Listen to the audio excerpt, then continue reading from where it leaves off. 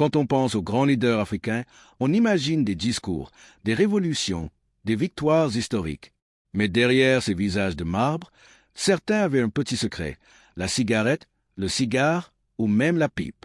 Aujourd'hui, je te révèle les présidents africains que tu n'aurais jamais imaginé en train de fumer.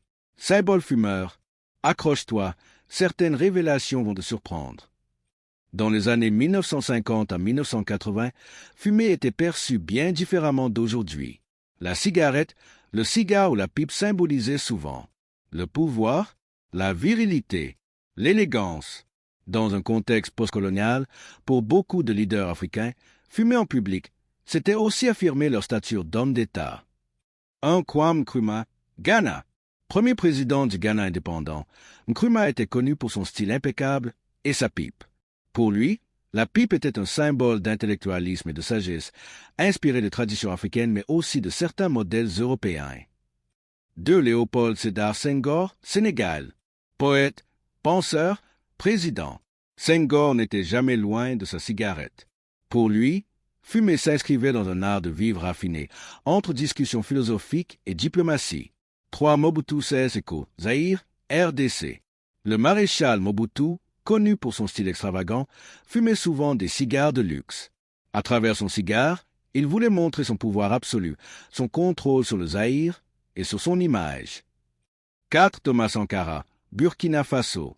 Thomas Sankara, l'icône révolutionnaire du Burkina Faso, est parfois vu une cigarette à la main dans des moments de détente.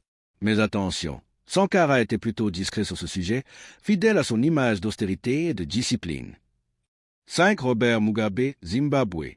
Robert Mugabe, président du Zimbabwe pendant près de 40 ans, fumait dans ses premières années. Avec le temps, il réduira cette habitude en public pour cultiver son image d'ascète autoritaire.